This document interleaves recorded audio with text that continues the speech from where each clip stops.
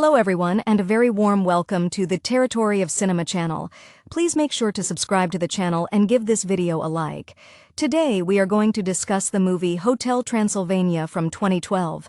The grand Gothic edifice of the Hotel Transylvania, a sanctuary built by the legendary Dracula himself, pulsed with the energy of monsters seeking respite from the human world. Dracula, a figure whose centuries-long existence was marked by the creation of this haven, a testament to his intense, almost obsessive desire to protect his only child, Mavis, was perpetually watchful. His life revolved around his daughter, a young vampire yearning for something beyond the hotel's spooky confines, a yearning that occasionally grated on her father's nerves, which were finely tuned after so many centuries of vigilance. The story kicks off with Mavis celebrating her 118th birthday, an event that serves to highlight the contrast between her sheltered existence and the world outside. Dracula, forever the doting but controlling father, constantly reminded her of the terrifying dangers lurking among humans. However, one fateful night, a seemingly harmless backpacking human named Jonathan stumbles upon the hotel. Jonathan, a cheerful, slightly awkward fellow whose boundless enthusiasm was perhaps inspired by a career spent traveling and experiencing the world, was the antithesis of the hotel's residents. Dracula, in a moment of sheer panic, disguised Jonathan as a monstrous partygoer named Johnny, intending to quickly escort him out once Mavis was safely distracted. Yet, fate, or perhaps the sheer novelty of Jonathan's presence, intervened. Mavis, having never encountered a human before, was instantly captivated. For her, Jonathan was an exciting new landscape, a stark contrast to the monotonous, albeit safe, environment of her upbringing. Jonathan, for his part, seemed utterly charmed by Mavis, seeing beyond the pale skin and sharp fangs to the vibrant young woman underneath. As Mavis and Jonathan grew closer, a delicious tension brewed between Mavis's burgeoning independence and Dracula's increasingly frantic attempts to maintain control. Dracula realized, with dawning horror, that the human had done what he feared most. He had made his daughter want to leave. Desperate, Dracula fabricated a scenario, making Jonathan seem scared off by the hotel's monstrous residents, effectively driving him away and plunging Mavis into despair. The intervention of Dracula's own father, Vlad, a much older, far more traditional vampire, complicated matters significantly. Vlad, a staunch believer in the complete separation of monsters and humans, brought with him an air of ancient prejudice. When Jonathan unexpectedly returned for Mavis's party, having been persuaded by the hotel's staff who had grown fond of the sunny human, Vlad's presence became a catalyst for chaos. The climax arrives during the party. Vlad, witnessing Jonathan and Mavis's affection and enraged by the presence of a werewolf and an uninvited human, prepares to unleash his true monstrous power against Jonathan. It is in this moment of extreme peril that Mavis finally asserts herself, standing up to both her father and her grandfather. She declares her love for Jonathan, demonstrating a maturity that transcends her years. Dracula, seeing the genuine love between them and realizing how much he had stifled his daughter, finally relents. He embraces the reality that true protection sometimes means letting go. Jonathan, who was revealed to be a talented DJ with a flair for entertainment, proves his worth, not as a threat, but as someone who brings joy. The film concludes with Mavis and Jonathan finding their equilibrium, proving that even the most ancient prejudices can yield to the power of connection, and Dracula, having learned a vital lesson in trust, begins to adjust to his daughter's independent life, even welcoming the possibility of a human grandson-in-law. The towering silhouette of the Hotel Transylvania, Dracula's lifelong monument to his fear of the outside world, served as a gilded cage for Mavis. One could almost feel the weight of centuries pressing down on the Count, a creature whose very essence was bound up in the legacy he had built. He was, after all, a product of intense, inherited vampiric anxieties, translated into an architectural marvel designed to keep the messy, unpredictable human world at bay. When Jonathan stumbled in, an accidental tourist whose very gait suggested a life spent hiking mountains and seeing sunsets, he was like a splash of vibrant color across a monochrome canvas. Jonathan, with his cheerful, slightly goofy demeanor, a man clearly accustomed to making friends rather than enemies, was utterly unprepared for the Gothic grandeur he had stumbled into. Dracula's desperate attempt to pass Jonathan off as a particularly poorly disguised monster was a moment of pure, panicked improvisational theater. It speaks volumes about the Count's lack of real-world social skills, honed only within the insulated bubble of his hotel. Mavis, however, was immediately transfixed. For her, Jonathan wasn't a monster.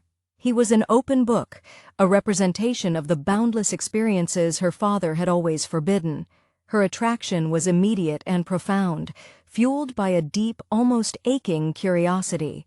She saw in his easy laughter and his genuine interest in her, even when she revealed her fangs, a connection she had never known existed. The burgeoning romance unfolded with a tenderness that was jarring against the hotel's usual macabre ambiance. Jonathan introduced Mavis to concepts like music festivals and road trips, sparks flying between them as they found common ground despite their radically different upbringings. Dracula's reaction was less paternal concern and more possessive siege warfare. He saw Jonathan not as a charming young man, but as an existential threat to his carefully constructed reality. The elaborate ruse Dracula hatched to scare Jonathan away, making the human believe the monsters found him repulsive, was a cruel masterstroke born of pure terror. The resulting sadness that enveloped Mavis felt palpable, the silence in her usually vibrant wing of the hotel echoing the broken trust between father and daughter. The arrival of Vlad, Dracula's father, injected a potent dose of ancient, unyielding bigotry into the proceedings. Vlad was a vampire of the old school, whose very presence seemed to suck the warmth out of the air. His disdain for humans was absolute, a prejudice ingrained over millennia. When Jonathan, prompted by the loyal staff who had grown to genuinely admire his spirit, returned to the party, the collision of these forces was inevitable. Vlad's immediate visceral reaction upon seeing Jonathan, a being of the despised human race daring to touch his lineage, was terrifying. It was the return to the primal fear that had shaped Dracula's entire adult life. The climax was less a battle and more a necessary emancipation. Mavis, who had spent her life defined by her father's fears, finally stepped into her own power. Her declaration of love for Jonathan, delivered with conviction in the face of monstrous fury, was the turning point. It wasn't just a declaration for Jonathan. It was a declaration of independence from her father's suffocating protection.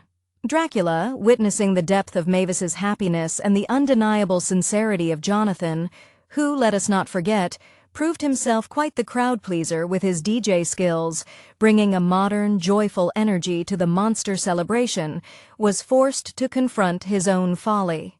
The realization that his fear had nearly cost him his daughter's true happiness was a profound emotional reckoning. The ending suggests not just acceptance, but a tentative, hopeful embrace of the blending of worlds, with Dracula taking the first shaky steps toward becoming not just a father, but a grandfather, perhaps one day even to a little human vampire hybrid, a thought that would have sent his younger self into a full-blown panic. The atmosphere inside the Hotel Transylvania during those early days felt thick, almost suffocating, not just from the inherent Gothic gloom, but from the tension radiating off Dracula. He moved through the halls like a shadow guarding a treasure, his sharp features perpetually set in a mask of weary control. His career, if one could call the creation and maintenance of this fortress a career, was defined by relentless anxiety, a constant need to micromanage every shadow. Mavis, conversely, possessed a lightness, a burgeoning desire to see the sun, something she had only ever experienced in heavily filtered, protected views from high windows. Her entire existence was a carefully curated museum exhibit, and Jonathan, the accidental curator of chaos, was the irresistible dusty artifact she had to touch. Jonathan, whose carefree spirit seemed nurtured by years spent navigating the unpredictable rhythms of the human world, never once understood the gravity of his intrusion. He treated the terrifying monsters with the same casual respect he'd show a friendly park ranger, his enthusiasm slightly uncalibrated for beings whose primary defense mechanism involved sharp implements and deep growls. His initial disguise, a clumsy attempt by Dracula to blend him into the monster populace, highlighted the Count's utter lack of subtlety. Dracula was a master of grand, terrifying gestures, not nuanced deception. The blossoming relationship between Mavis and Jonathan was a study in contrasts. Mavis, typically reserved and perhaps a bit melodramatic in her vampire way, found herself animated, sharing dreams of seeing cities and tasting mundane human food. Jonathan, perhaps inspired by his own perceived role as an adventurer, was entirely supportive, seeing her potential rather than her limitations. When Dracula orchestrated the scare, using the hotel's own staff, the Frankenstein monster, the mummy, the invisible man, to convincingly terrify Jonathan, the betrayal cut Mavis deeply. It was the ultimate act of paternal overreach, forcing Mavis to confront the sad truth. Her father valued his own comfort more than her burgeoning happiness. The resultant despondency of the young vampire was a stark, visible draining of her ethereal glow. When Vlad arrived, the scene shifted from tense melodrama to outright Cold War. Vlad was an ancient, brittle aristocrat, his disapproval a palpable, chilling force. He carried the weight of centuries of pure, unadulterated monster supremacy, viewing humans not as enemies to be fought, but as vermin beneath consideration. His arrival signaled Dracula's own regression. Under his father's gaze, Dracula became less the protective parent and more the dutiful, fearful son, momentarily forgetting the lessons of Mavis's nearly 120 years of life. The chaos during the party was the tipping point where inherited fear finally crashed against lived experience.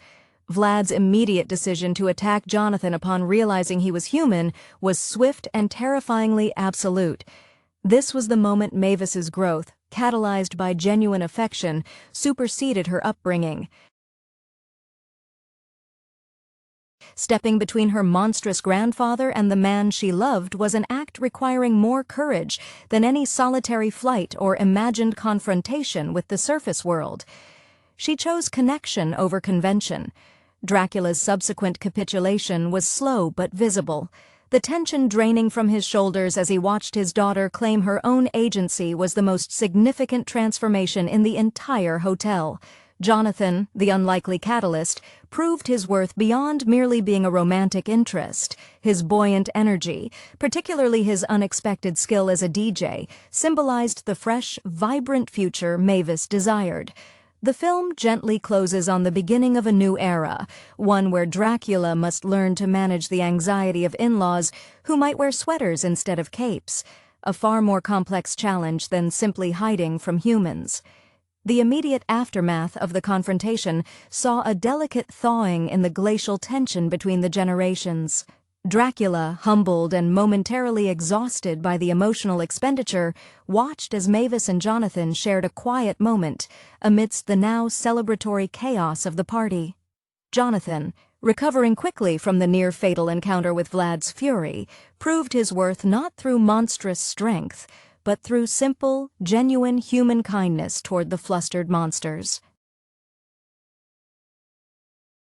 He offered a reassuring smile to a nervous Frankenstein and even helped the mummy untangle his linen wraps, demonstrating an innate ability to connect that transcended species lines, a skill likely honed from years of mingling with diverse human crowds on his travels.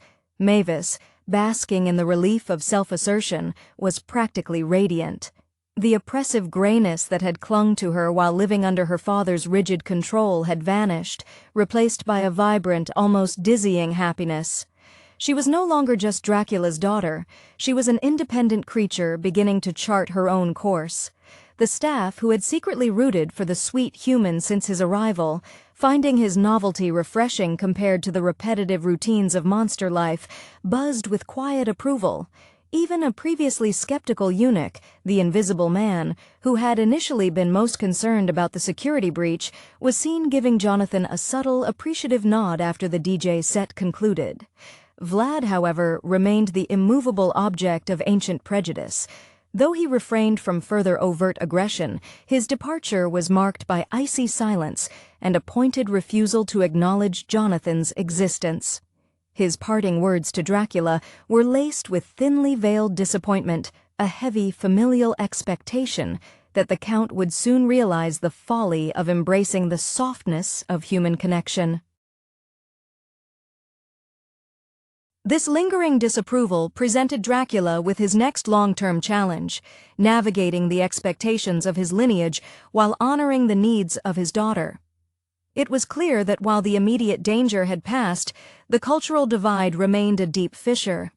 Dracula spent the following days in a state of bewildered, almost awkward attentiveness toward Mavis. He hovered, not with control, but with tentative inquiry, clearly grappling with the realization that his protective instincts had nearly suffocated the very joy he wished for her. He began tentatively asking Jonathan about human traditions, things like camping and road signs, with the same stiff formality he might use when discussing obscure vampire lore. This marked the beginning of Dracula's slow, painful integration into the reality that his daughter's future involved a partner who didn't transform into a giant bat.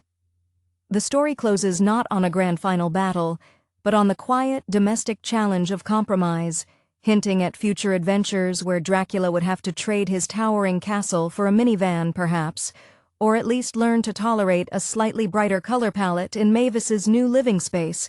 The quietude that settled over the hotel after Vlad's stiff departure was fragile, built more on Mavis's resolute stance than on any genuine reconciliation. Dracula, in his vast centuries of experience, understood how to command armies of the undead, how to conjure darkness, but he was utterly lost when it came to navigating the delicate emotional terrain of a young adult choosing a life partner. He found himself observing Jonathan with a new, almost scientific curiosity. Jonathan, unburdened by centuries of baggage, continued his informal educational outreach to the hotel's residents. His energy was infectious. He brought a genuine, unmanufactured sense of fun, something far removed from the forced merriment of monster parties. He wasn't trying to be scary, he was simply trying to be nice, a concept that seemed profoundly alien and yet undeniably appealing to the normally jaded monster staff. For Mavis, the future suddenly felt tangible, less like a vague wish and more like a blueprint she could actively draft. She leaned into Jonathan's openness, her own sometimes over-the-top vampire dramatic flair, finding a perfect grounded counterpoint in his easygoing nature. They shared dreams not just of travel, but of practicalities, where they might live, what sort of music they would listen to, mundane topics that represented a radical departure from her previous existence, defined only by escape fantasies. Dracula's internal struggle was magnificent to witness, a high-level internal negotiation between ancient instinct and undeniable paternal love. His movements became less sharp, more hesitant. When Jonathan, with a slightly nervous grin, suggested to Dracula that perhaps they could look into some less scary real estate outside the immediate monster zone, the Count nearly hissed, the old reflex kicking in. Yet he caught himself. He saw the hopeful look in Mavis's eyes, a look he hadn't realized was absent for decades. and swallowed the retort. It was a victory of the heart over the habit of a lifetime. His world, meticulously organized to exclude danger, now had to incorporate the very variable he feared most: a cheerful, unkillable human presence who made his daughter blissfully happy. The final note isn't about monsters and humans living together in perfect harmony immediately, but about Dracula taking that terrifying small step toward acceptance, suggesting a future where he might have to attend a human wedding, perhaps even wearing something slightly less ornate than his usual funeral attire.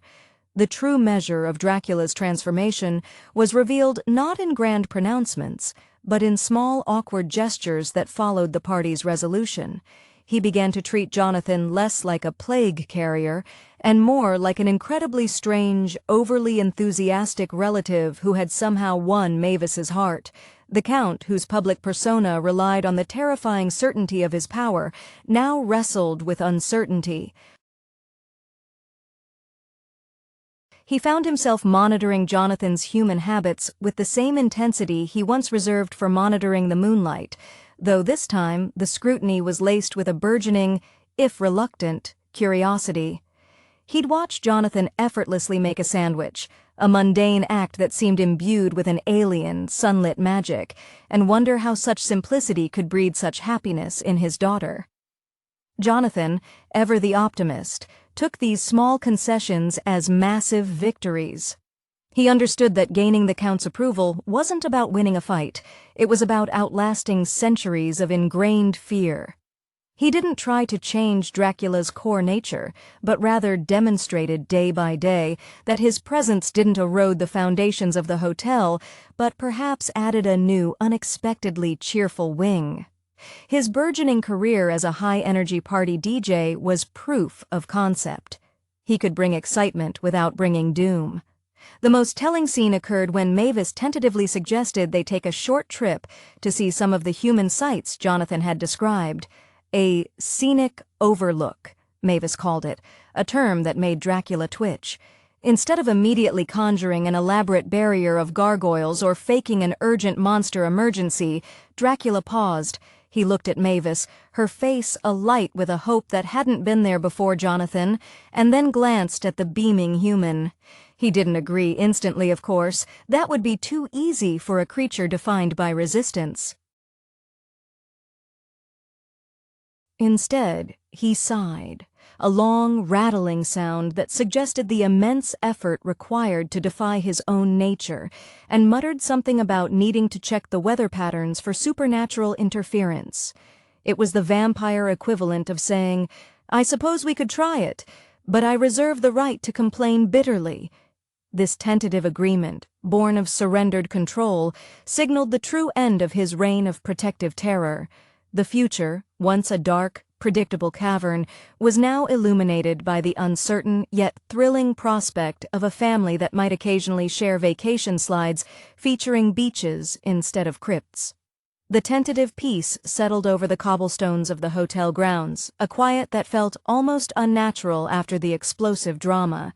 Dracula, now functioning on a reduced level of hypervigilance, began the painstaking process of re-evaluating his entire existence.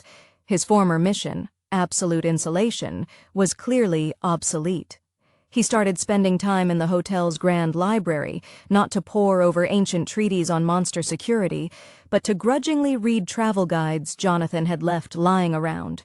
It was a peculiar sight. The immortal Count, whose greatest intellectual pursuit had always been the taxonomy of fear, now trying to decipher the logistics of human interstate highway systems.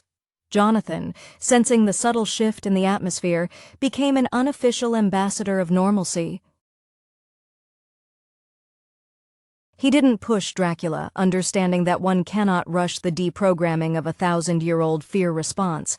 Instead, he focused his energy on Mavis, preparing their future with the practical enthusiasm of a man mapping out an exciting, new professional venture. He even tried to teach the hotel staff simple human games, like rock, paper, scissors, leading to hilariously confused but ultimately endearing moments where Frankenstein attempted to use his massive fists to represent rock with excessive force.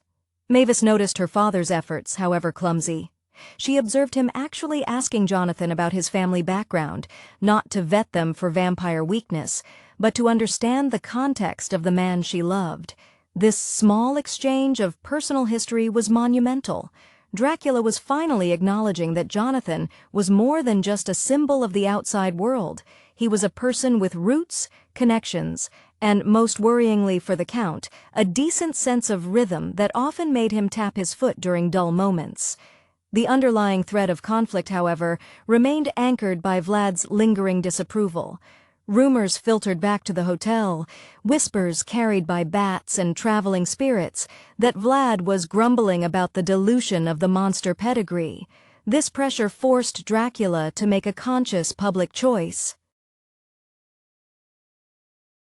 When Mavis and Jonathan finalized plans for their first joint venture, a short trip to a human city for a music event Jonathan was performing at, Dracula didn't protest. Instead, he surprised everyone by offering practical advice. Ensure your vehicle has proper tires for varying road conditions and do not consume any prepackaged food after midnight. It was still laced with paternal caution, but the core message was acceptance.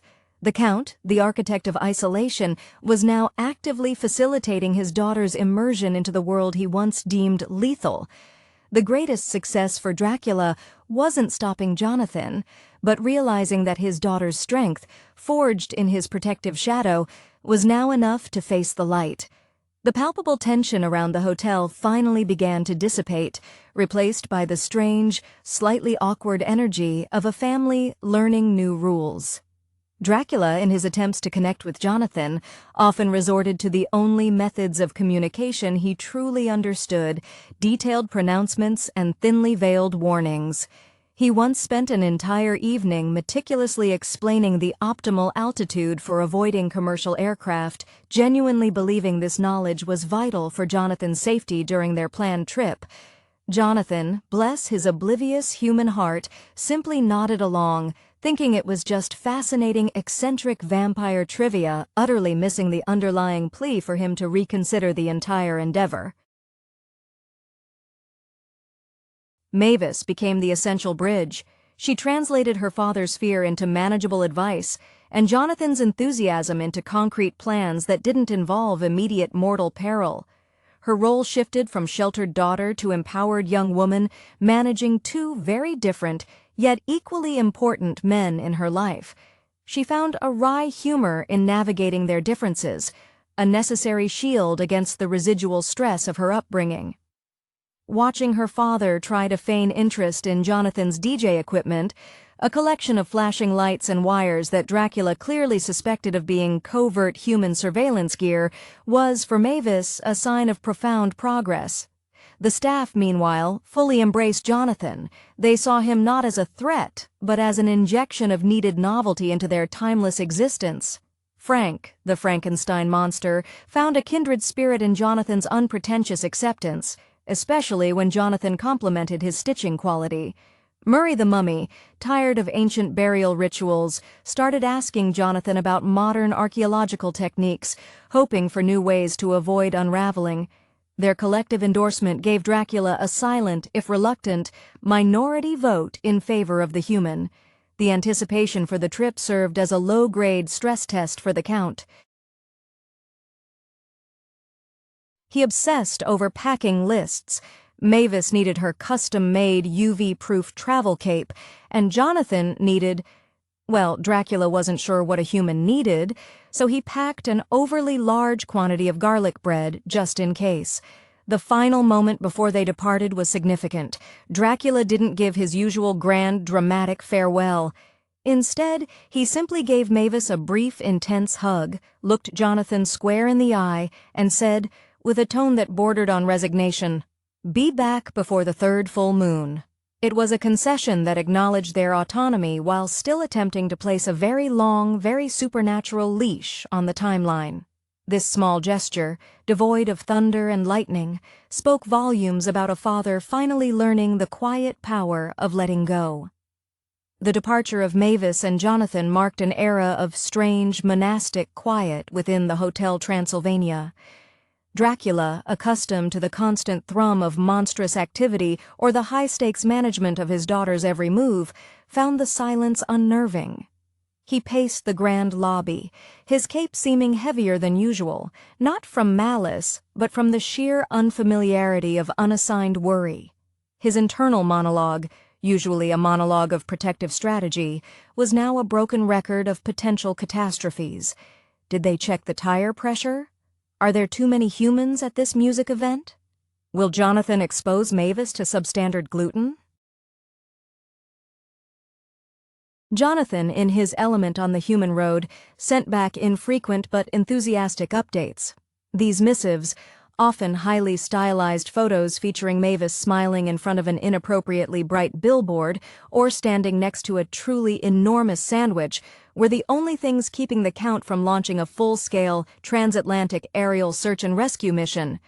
The inherent absurdity of a vampire grandfather tracking his daughter via social media snapshots slowly began to chip away at his rigid self-control. He found himself showing the pictures to Blobby, who would simply gurgle in approval, a reaction Dracula interpreted as surprisingly sophisticated acceptance. Meanwhile, Mavis was experiencing life as an adult in partnership. She was learning the fascinating, tedious reality of compromise.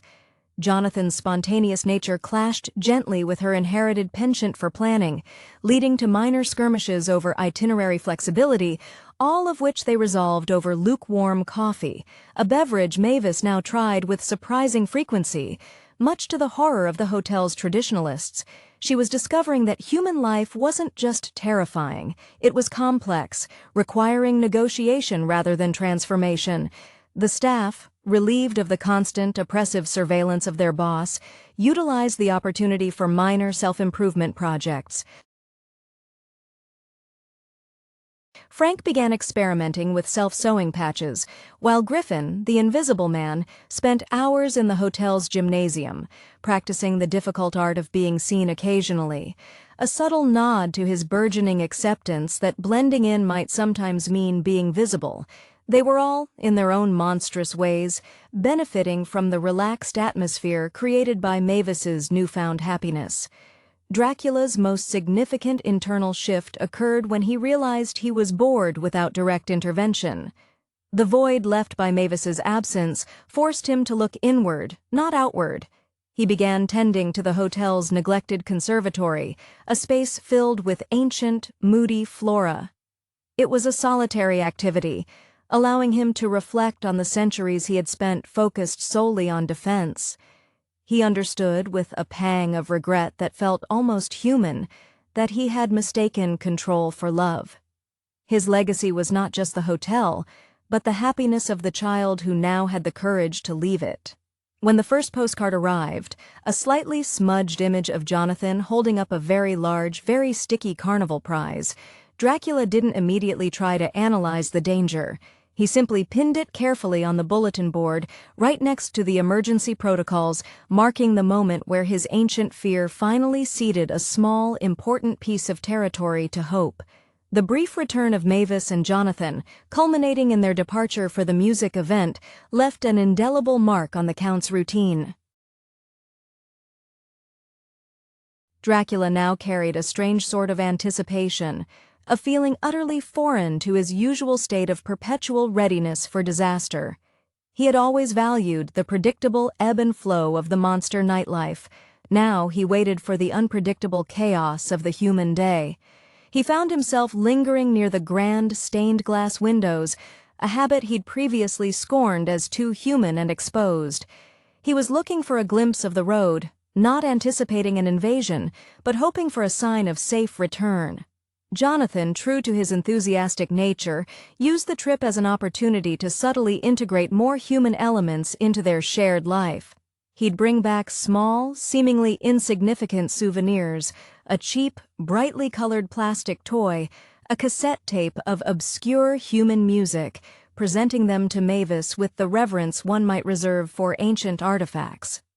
Mavis, in turn, treated these items as treasures, symbols of her expanding world. Her attempts to incorporate these novelties into their Gothic living space often resulted in humorous clashes. a neon-pink plastic cup sitting incongruously next to a centuries-old silver goblet. Dracula's attempts to be supportive remained profoundly awkward.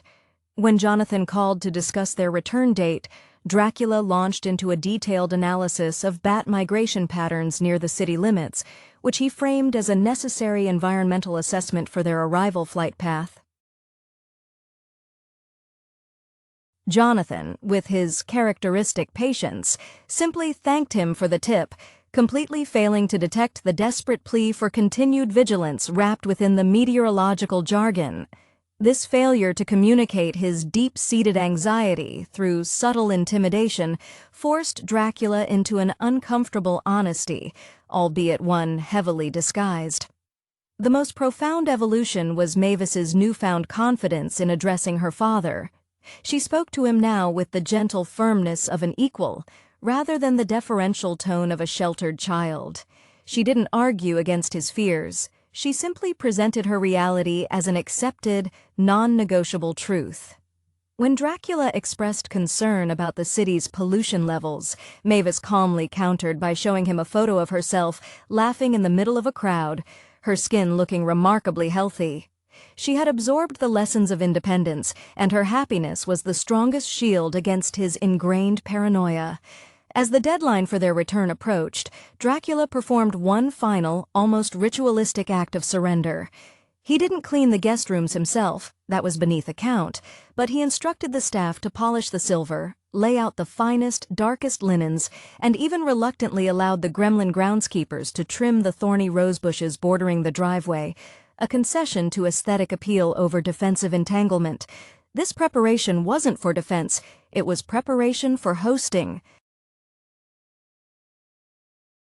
The film concludes not with a final confrontation, but with the silent, expectant vigil of a father ready, however reluctantly, to welcome not just his daughter home, but the future she had chosen to build alongside a very human companion.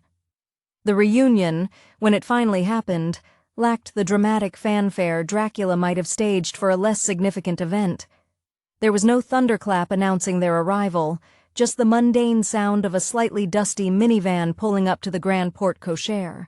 Mavis leaped out first, her embrace of her father tight and warm, a physical testament to the health of their bond. Jonathan followed, emerging from the driver's side with the slightly rumpled, exhausted air of a seasoned road warrior, or perhaps just a human who spent too long in traffic. He offered Dracula a respectful nod and a genuine wide smile, holding a battered backpack that represented all the messy, unpredictable experiences they had shared. Dracula, witnessing their easy camaraderie, felt an unfamiliar loosening in his ancient chest. He saw the subtle changes in Mavis, the slight tan she'd acquired, the easy confidence in her posture, the way she touched Jonathan's arm as they spoke. She was no longer his fragile charge. She was a partner forging her own path. He offered Jonathan a simple, "Welcome back," the words stripped of any discernible threat, which in itself was a revolutionary act for the Count. The true test came not in words, but in shared space. Jonathan, during his time away, had not only seen the world but had started making plans. He presented Dracula with a small, bound portfolio, explaining that since Mavis loved the idea of exploring the human world and he loved making music, he had booked a few small, low-key gigs in nearby, less populated areas, places close enough to the hotel for quick trips, but far enough to force Dracula to stay put. He framed it not as moving out, but as a compromise, an expansion of their world without abandoning the sanctuary. This required Dracula to confront the true nature of his legacy. The hotel was built on fear of the outside. His daughter now wanted to walk through it, supported by a human. To refuse would be to actively sever the connection he so desperately craved maintaining. He looked at the portfolio, which included maps marked with potential safe zones and designated no human interaction hours, and saw not a challenge, but a surprisingly thoughtful contingency plan devised by the human. In a moment that defied all Gothic melodrama, Dracula simply pointed to the map and said, "The route through the Whisperwind Pass is often blocked by badgers in the early autumn. Adjust the schedule." It was not a ban. It was route consultation. Jonathan beamed, recognizing the olive branch for what it was. The Count was integrating him into the family's logistical planning. The film ends here, not on a final triumphant declaration of peace between species, but on the quiet, ongoing negotiation of a very modern monster family, where the immortal Count finds himself less concerned with world domination and more concerned with making sure his daughter and son-in-law have adequate roadside assistance coverage. The quiet, almost domestic acceptance that settled upon the Transylvania estate was startlingly anticlimactic, yet held more genuine weight than any past supernatural showdown. Dracula retreated into a state of busy introspection, channeling his residual high-octane anxiety into hyper-efficient domestic management. He started reorganizing the hotel's extensive wine cellar, not for vampire consumption, but to catalog the entirely theoretical human foodstuffs Jonathan might bring back, creating meticulous color-coded labels for things like artisanal sourdough and mildly spiced salsa. His meticulousness was a new coping mechanism, a way to exert control over the small, manageable details of life, now that the grand, terrifying unknown, Mavis's future, had been accepted. Jonathan, sensing the Count's internal wrestling match, maintained a cheerful but respectful distance. He understood that you couldn't force a vampire to shed centuries of survival instinct. You simply had to demonstrate consistently that you were, in fact, survivable. He often sought out the company of the staff, particularly Frankenstein, finding that the monsters who were less burdened by direct lineage and ancestral dogma were quicker to embrace the novelty. He taught Frank how to play simple card games, introducing the concept of bluffing, a mild form of deception that the monster found both thrilling and morally hilarious, much to Dracula's quiet bewilderment when he overheard the peals of monstrous laughter. Mavis, meanwhile, felt the sweet, slow burn of true personal growth. She was no longer a girl hiding from her father's gaze, but a woman confident enough to bring her partner home and chart a course that included him. Her greatest joy was witnessing the small, almost invisible cracks in her father's facade of eternal stoicism. One evening, while reviewing the proposed tour schedule, Dracula paused over a town listed as Maplewood Creek. He didn't complain about the lack of fog or the high possibility of sunshine. Instead, he stiffened slightly and muttered, "My uncle Tiberius had a disastrous engagement near a place called Maplewood. Tell me you are taking the longer route." It was a glimpse into his personal history, a fragile admission that his fears weren't just theoretical, they were built on personal trauma. Mavis gently reassured him, promising extra satellite tracking data for that region, and in that shared moment of vulnerability, their roles as parent and child blurred into a true mutual respect. The final acceptance wasn't marked by a grand sunrise, but by the subtle integration of Jonathan's possessions. His mismatched collection of vinyl records began to feature prominently in the hotel's background music, not during monster formal nights, but during the daytime hours, replacing the usual eerie Gregorian chants with surprisingly upbeat, if somewhat dated, human funk. Dracula, caught mid-dusting, would pause, his cape draped around him like a shawl, tapping one pointed foot to a bass line. He still looked like a creature of the night, but now, the music suggested he might actually be contemplating the logistics of attending a human yard sale. The story closes not on a perfect resolution, but on a portrait of perpetual, sometimes hilarious, adjustment. Dracula, the ancient predator, learning to coexist with the bright, noisy evidence that his daughter had found her own, sunlit corner of the world. The faint scent of funk and slightly stale vinyl became the unlikely new ambient perfume of Hotel Transylvania. Dracula, despite himself, began to recognize patterns in the music. He couldn't articulate the appeal of the 4/4 beat, but he noticed that when the upbeat tracks played, the usually lethargic ghoul staff were marginally more efficient, and even the perpetually grouchy door gremlin seemed to stop snarling quite so often. He rationalized his tolerance by convincing himself that familiarizing himself with human cultural artifacts was a superior form of intelligence gathering, a necessary evil to better anticipate future threats. In reality, he was finding a bizarre, rhythmically challenging anchor in the chaos Jonathan represented. Jonathan and Mavis were thriving in the space Mavis's courage had carved out. They were now operating a careful hybrid existence. Weekdays were spent either on the road, Jonathan DJing in small, quirky human venues, or Mavis exploring the world with a pragmatic curiosity, always ensuring she was back within the safe zone before the deepest shadows of midnight fell, a compromise that still required immense energy from the young vampire. Their human excursions were now often punctuated by Dracula's unsolicited, heavily encrypted safety updates, which Jonathan dutifully printed and pinned above their small, sunlit apartment kitchenette.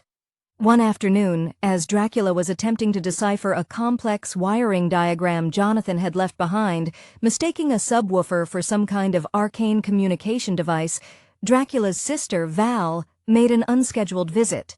Val was the embodiment of old-school vampire elitism, pristine, judgmental, and possessing an absolute disdain for anything less than 6 centuries old. Her arrival immediately coiled Dracula back into his defensive, rigid posture. She swept through the lobby, her eyes narrowing instantly upon spotting Jonathan's oversized, brightly colored concert posters adorning the wall near the information desk. "Drac," Val drawled, her voice like frozen silk. "What is this garishness? Have you allowed the dwelling to become infected with whimsy?" Dracula stiffened, readying a retort rooted in centuries of tradition, but Mavis stepped forward, placing a hand lightly on her father's arm to subtly halt the inevitable explosion. Mavis, radiating the quiet authority she now possessed, met Val's icy glare head-on. "Hello, Aunt Val. The vibrancy is intentional. It's part of the new aesthetic. Jonathan is an excellent influence. He helps us appreciate all forms of energy, not just the draining kind." Val looked at Mavis as if she had voluntarily sprouted wings made of polyester. Her focus shifted, landing on Dracula with heavy disappointment. "You let this happen, brother? You, who once turned away sunlight with your mere presence, are now catering to a creature who probably enjoys jogging?" The moment hung heavy. Dracula didn't rely on his usual theatrical rage. He looked at the poster, a faded image of Jonathan looking utterly joyful under stage lights, and then looked at Mavis, whose expression was one of steadfast, unwavering partnership. He took a slow, deep breath, the air tasting surprisingly less like dust and more like possibility. "Val," Dracula said, his voice low and steady, devoid of its usual dramatic flourish. "My daughter is happy. Your assessment of his jogging habits is noted, but ultimately irrelevant. If you cannot offer constructive input regarding the new lighting schematics, I suggest you return to your own suitably gloomy residence." Val recoiled, genuinely shocked by her brother's calm dismissal. It was the final quiet proof. Dracula wasn't just tolerating Jonathan, he was actively defending the life Mavis had chosen. As Val swept out, leaving a gust of stale, judgmental air, Dracula turned to Mavis, a flicker of something akin to pride and utter exhaustion crossing his features. He walked over to the subwoofer and hesitantly touched its smooth, cool surface. "These bass frequencies," he murmured to Mavis. "Are they truly necessary for optimal emotional resonance?" It was a small query, a tiny step into an unfamiliar, loud, and altogether human future. The initial foray into the animated world of monsters, Hotel Transylvania, released in 2012, served as a surprisingly warm and whimsical rebuttal to traditional horror tropes, repositioning creatures of nightmare as anxious suburbanites. Genndy Tartakovsky, the creative force behind the film, brought his signature hyperkinetic visual style, honed over years directing television classics like Samurai Jack and Dexter's Laboratory. This manic energy is perfectly suited to the frenetic pace of the plot, where Dracula, voiced with gruff affection by Adam Sandler, attempts to maintain a child-free sanctuary for his monster clientele against the encroachment of the human world, symbolized most acutely by the arrival of the unsuspecting backpacker Jonathan. The core tension of the film lies in the generational clash and the cultural anxiety surrounding conformity. Dracula, whose very existence is predicated on fear and isolation, has built his entire identity, and indeed his lavish, impenetrable hotel, as a fortress against humanity following the loss of his wife. His life's work is fundamentally about control. This control is challenged not just by Jonathan, the antithesis of everything Dracula stands for, loud, messy, and enthusiastic, but more profoundly by his daughter, Mavis. Mavis, voiced by Selena Gomez, embodies the modern yearning for experience beyond prescribed boundaries. While raised within the gilded cage of the hotel, her curiosity about the vibrant, noisy world above ground is palpable. Her longing reflects a narrative common in family comedies, the desire of the younger generation to break free from the often overprotective, sometimes suffocating worldview of their parents.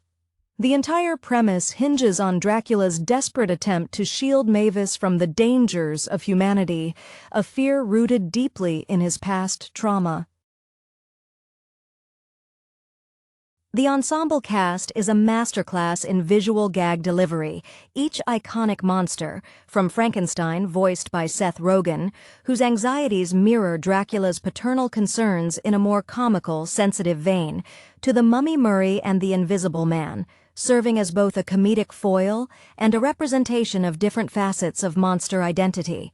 Their relationships are built on shared history and mutual understanding, creating a genuine sense of found family among the monstrous elite. Jonathan, the human catalyst, played by Andy Samberg, is perhaps the most subversive element. He isn't a threat in the traditional monster movie sense. He's a pleasant, slightly goofy musician who loves electronic dance music and genuinely appreciates the novelty of monsters rather than fearing them. His immediate, easy rapport with Mavis highlights Dracula's fallacy.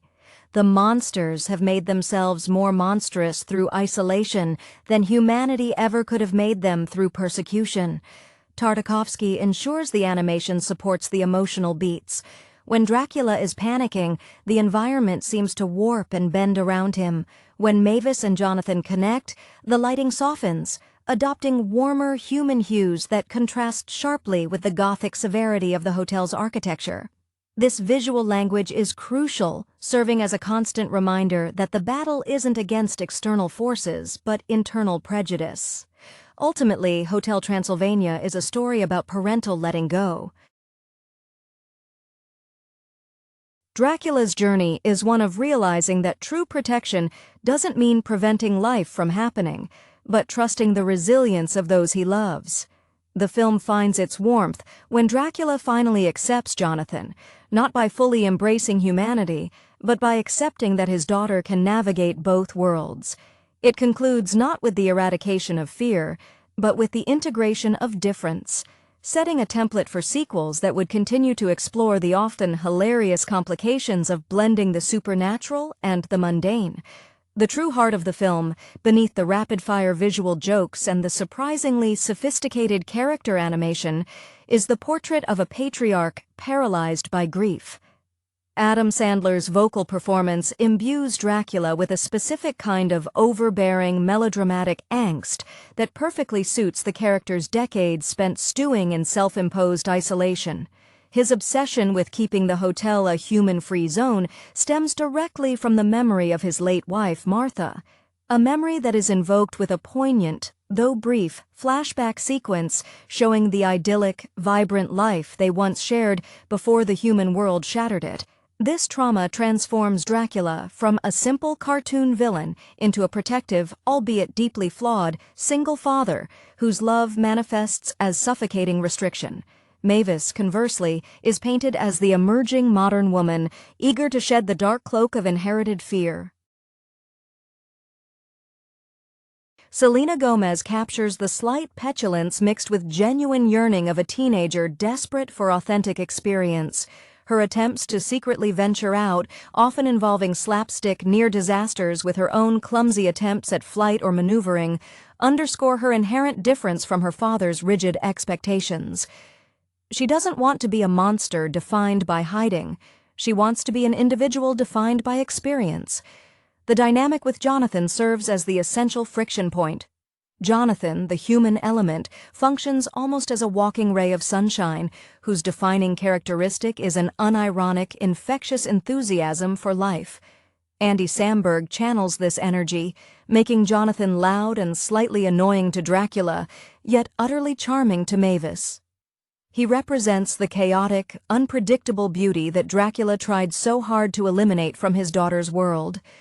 The sheer relief and excitement on Mavis's face when she realizes Jonathan isn't afraid of her, but rather impressed, is the film's emotional peak, signaling the first genuine, unscripted joy she has experienced outside her father's control. Even the supporting monster cast offers subtle layers of commentary.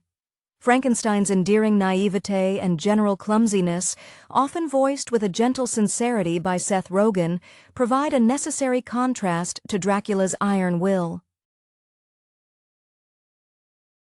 He and the other monsters are comfortable in their roles, accepting the rules of the hotel because they, too, are products of decades of societal rejection. They are, in effect, the monster establishment, happy to remain sequestered until the arrival of Jonathan forces them to briefly reconsider the rigidity of their own self-imposed exile. The visual language employed by Tartakovsky reinforces this constant tug-of-war. The Gothic, angular lines of the hotel constantly fight against the bright, blobby, soft shapes that characterize Jonathan and the emotional states of Mavis and Dracula when they are experiencing connection rather than conflict. The film succeeds by treating these supernatural figures with the same mundane stresses, parenting woes, social anxiety, and the search for belonging that plague human comedies, making their monstrous features secondary to their recognizable domestic struggles. The film's success lies not just in its visual pyrotechnics, but in how deftly it utilizes caricature to explore universal emotional themes. Dracula's constant, almost twitchy need for order is mirrored in the meticulously choreographed chaos of the monster convention itself. When he dons his human disguise, the physical comedy escalates, driven by Sandler's vocal performance, which alternates rapidly between menacing growls and high-pitched squeaks of panic as he attempts to manage both Mavis and Jonathan simultaneously. This performance choice transforms the legendary Count into a harried middle manager whose biggest fear is a negative performance review from his teenage daughter.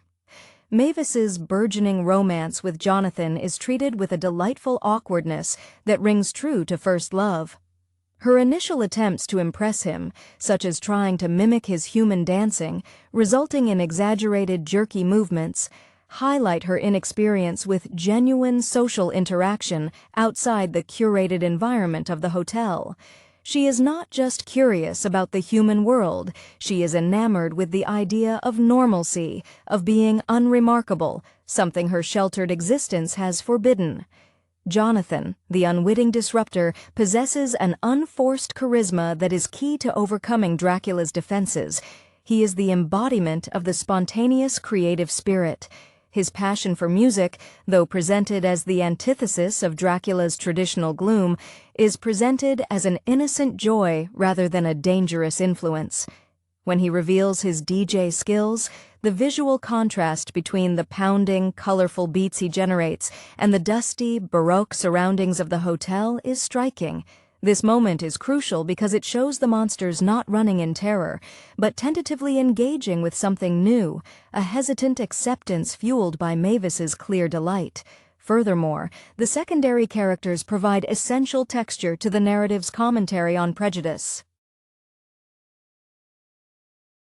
Wayne the werewolf, perpetually exhausted from raising an enormous litter of pups, represents the strain of family obligations overwhelming personal desire, a very human struggle projected onto a monstrous form. Similarly, Griffin the Invisible Man's constant desire for a date and his reliance on hiding his true self speak volumes about social insecurity. They are monsters who ironically have become masters of hiding and routine, a habit Dracula has reinforced through years of strict adherence to isolationism. Tartakovsky's brilliant move was to make their monstrous identity secondary to their recognizable domestic neuroses, ensuring that the audience roots for them not despite their horns and capes, but because of their deeply relatable anxieties about parenthood, romance, and keeping up appearances. The film ultimately champions vulnerability over invincibility, suggesting that true strength lies in letting down one's guard, even if it means occasionally becoming a goofy, overprotective father instead of the eternal, terrifying Count. The climax of the film pivots on Dracula's ultimate confrontation with his own narrative, the story he has told himself and Mavis about the inherent evil of humanity. When Jonathan's true identity is revealed, the reaction among the assembled monsters is precisely what Dracula predicted: terror mixed with outrage, leading to a near mutiny within the hotel walls. This moment is a test for the entire community. Are they defined by Dracula's fear or by their own capacity for acceptance? The immediate recoil from the guests highlights the deep-seated nature of their xenophobia, a learned behavior sustained by decades of shared isolation. However, it is Mavis's reaction that truly breaks the spell. Her profound disappointment is directed not at Jonathan, but at her father for his deception. Her ability to see past the monster label to the genuine connection she shared with Jonathan provides the emotional leverage Dracula cannot ignore. This isn't just a daughter defying a parent. It is the realization of a new generation rejecting the trauma-based limitations imposed by the old. The visual design during this sequence emphasizes the division. Dracula stands isolated, framed by the oppressive architecture he built, while Mavis and Jonathan are bathed in whatever meager ambient light filters through, symbolizing the faint possibility of an outside world. Adam Sandler's performance during this breakdown is pivotal, shifting from panicked control to raw vulnerability. He has to confront the devastating possibility that his extreme efforts to protect Mavis have inadvertently alienated her most deeply. The resolution doesn't come from a grand battle, but from a quiet admission of fault and a subsequent, deeply human display of panic as Dracula tries desperately to undo the damage by forcefully ejecting Jonathan, only to be thwarted by the unified front of his guests and his daughter. The film gently nudges the entire monster society toward a broader worldview. When the monsters finally witness Jonathan's harmless, even endearing nature, their own prejudices begin to crumble. They realize their monster status has afforded them safety, but also stagnation. Tartakovsky ensures the final scenes are dedicated to integration, not conquest. Dracula doesn't suddenly become human. He simply allows his protective bubble to expand. The closing image of the hotel slowly becoming more inclusive, incorporating elements of human fun alongside Gothic decor, signals a successful, albeit tentative, first step toward cultural coexistence, predicated entirely on the love between a vampire father and his human-loving daughter. The lingering emotional resonance of Hotel Transylvania settles in the nuanced way it handles the necessary, albeit messy, process of parental evolution. Dracula's acceptance isn't instantaneous, nor is it a complete erasure of his deeply ingrained survival instincts. Instead, it manifests as a series of tentative, slightly awkward gestures that underscore his continued struggle to reconcile his role as guardian with his role as father. His initial efforts to re-engage with Jonathan are laced with the same forced joviality he uses to manage the hotel guests, betraying his underlying discomfort.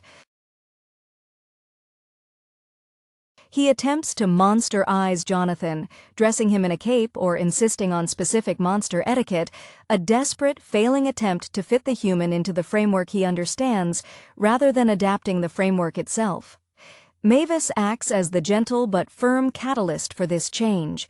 Her unwavering affection for Jonathan forces Dracula to observe genuine happiness in his daughter for the first time, untainted by his protective filters. This forces a re-evaluation of Martha's memory. Dracula realizes that his wife, whom he recalls as loving life and vibrancy, would likely want Mavis to experience that same joy, even if it involves risk. The film wisely avoids portraying Jonathan as a perfect savior. His sheer human enthusiasm occasionally clashes comically with the monster's sensibilities, but his sincerity remains his greatest asset. The visual representation of the hotel undergoing this transformation is a subtle narrative device. The Gothic chandeliers remain, but perhaps a disco ball appears in the corner, or the food service shifts from blood smoothies to more varied, albeit still slightly monstrous, fare. This aesthetic compromise mirrors Dracula's internal state. He retains his identity, but opens himself to external influence. The film champions the idea that true security doesn't come from impenetrable walls, but from a strong foundation of trust that can withstand external novelty. Tartakovsky's signature quick cuts and exaggerated facial expressions serve to keep the tone light, ensuring that Dracula's emotional breakdown feels endearing rather than tragic, allowing the audience to celebrate his small victories in letting go. The final implication is that the monster world is not doomed to secrecy, but rather poised for a delicate, hilarious integration into a wider, more complex world, all thanks to a young couple who dared to fall in love across the ancient divide. The narrative arc of Hotel Transylvania is fundamentally a study in arrested development, brilliantly embodied by its protagonist. Dracula's entire existence post-widowhood has been a performance of eternal, powerful stoicism, a shield he wielded to ward off the chaos that claimed his wife. This emotional rigidity, expertly conveyed through Sandler's vocal performance, which relies heavily on sudden shifts from deep, booming menace to whiny, paternal frustration, is the central obstacle. When Jonathan arrives, he doesn't just represent a threat to the hotel's policy, he represents the possibility that Dracula has been living incorrectly for decades. The subtle chemistry between Mavis and Jonathan is key to cracking this monolithic fear. Mavis, in her early attempts to explore the world beyond the safety net, often displays a childlike naivety about human customs, which Jonathan embraces with genuine delight. He finds her earnest attempts to be human, like her stiff, overly formal speech patterns when trying to sound like a tourist, endearing, not odd. This unfiltered acceptance is intoxicating for Mavis, providing her with the validation that decades of her father's over-solicitude could never manage. Andy Samberg plays Jonathan with an essential lack of irony. He's not trying to trick the monsters. He's just genuinely excited by the novelty, which ironically makes him the least threatening human imaginable. The subplot involving the other monsters often serves to amplify Dracula's internal conflict through external comedy. Take Frankenstein, whose own anxieties about pleasing his wife often mirror Dracula's fears about pleasing Mavis. The werewolf pack, always on the verge of losing control of their pups, provides a chaotic counterpoint to Dracula's desperate craving for order. These supporting characters are deeply invested in the status quo because deviation means confronting their own insecurities about fitting in, even among monsters. When Dracula is forced to participate in the charade of Jonathan being a monster named Johnny Stone, the resulting physical comedy, Dracula clumsily trying to teach a human how to slink, growl, or avoid sunlight, is Tartakovsky allowing the audience to see the Count stripped of his dignity, a necessary prerequisite for him to regain his humanity. The film succeeds because it uses the spectacle of monsters to explore the highly relatable spectacle of parental anxiety in the digital age, where shielding children from the world often means shielding them from reality itself.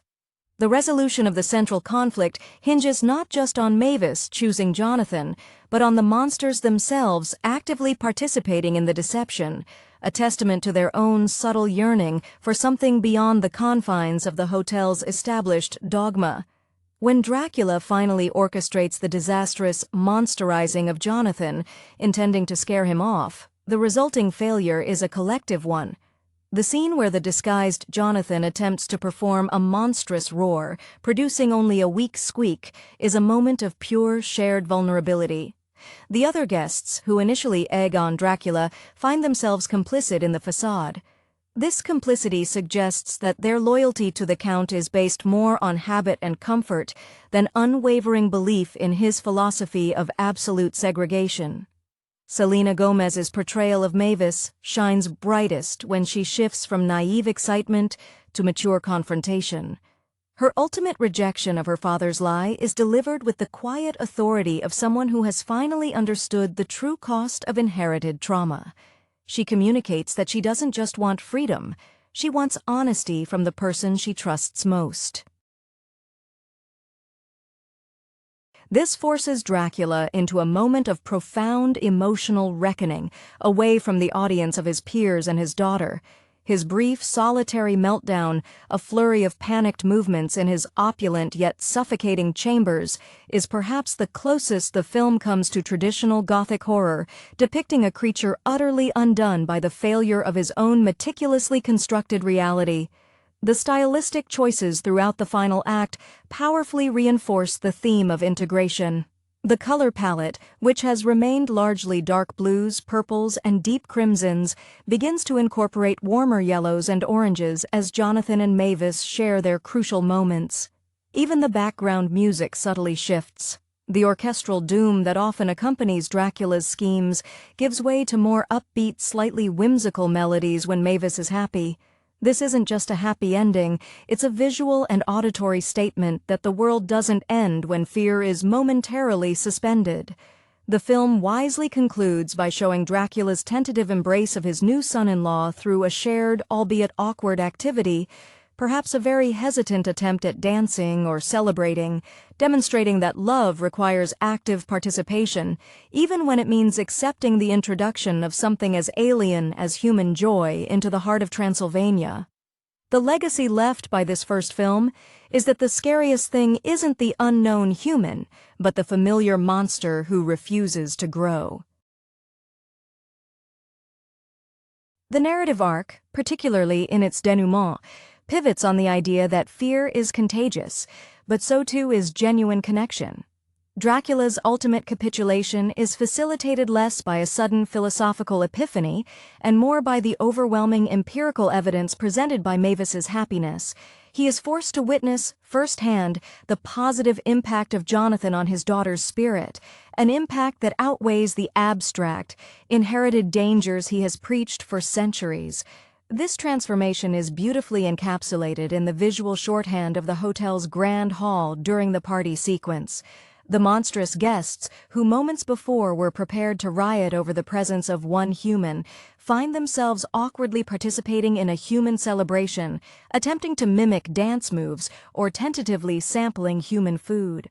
Their participation signals a societal shift driven not by a new charter or decree, but by the infectious nature of shared joy witnessed through the lens of Mavis's affection. The performance dynamics shift significantly in these final moments. Adam Sandler dials down the manic anxiety that defined Dracula's panic, replacing it with a tired paternal resignation that is far more endearing. He stops trying to wrestle control of the situation and simply accepts the loss of absolute control, a universal struggle for any parent whose child reaches maturity. This acceptance allows the foundational relationship between Dracula and Mavis to re-stabilize on a healthier footing, one based on mutual respect rather than paternal authoritarianism.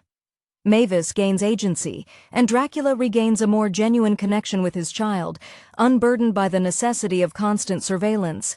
Jonathan's role throughout the climax is critical because he never stops being himself. He doesn't miraculously develop supernatural powers or adopt a brooding demeanor to appease the Count. His steadfast, slightly goofy normalcy is the unwavering anchor that allows the monstrous world to orbit around him safely. Andy Samberg's commitment to this unironic enthusiasm prevents the resolution from feeling saccharine. Jonathan is too cheerfully oblivious to notice he's caused a millennia-spanning cultural crisis. He's simply happy to be with Mavis, and that simple, undeniable fact is the most powerful, persuasive tool in the film. The film closes, therefore, not on a declaration of peace between monsters and men, but on a highly personalized truce within one family. The implications for the future of the hotel are vast, yet the immediate focus remains small. Dracula hugging his new human son-in-law, acknowledging the continuation of his family line, albeit in a way he never envisioned. This cautious optimism establishes the franchise's enduring appeal, the ongoing, humorous struggle to maintain old traditions while embracing the inevitable, brightly colored chaos brought by the next generation. The final shot suggests that life, even immortal monster life, is best lived when shared, even if that sharing means occasionally having to learn the steps to a human dance craze. The visual tapestry woven by Genndy Tartakovsky in depicting the initial blending of these two worlds is surprisingly sophisticated for a film centered on such broad comedic concepts. The environments themselves become characters reflecting the internal states of the protagonists. The Hotel Transylvania, initially presented with its sharp angles, deep shadows, and impossibly high ceilings, functions as a physical manifestation of Dracula's emotional repression, a beautiful but severely restrictive prison.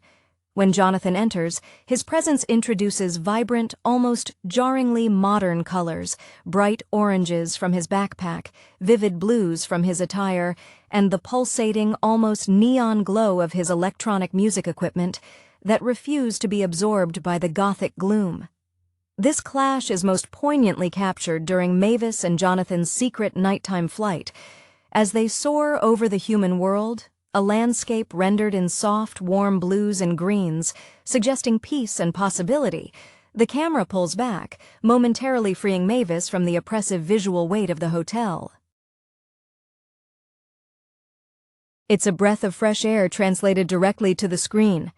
Conversely, when Dracula is stalking them, the scene is shot with a frantic energy, utilizing extreme close-ups on his wide, panicked eyes and rapid whip pans, techniques clearly borrowed from Tartakovsky's fast-paced action-directing background, emphasizing his loss of control over his environment. Even the minor characters contribute vital texture to this theme of cultural integration through their anxieties. Murray the Mummy, for instance, is often shown complaining about the dryness of the air or the difficulty of managing his wrappings, grounding his immortal status in relatable maintenance issues.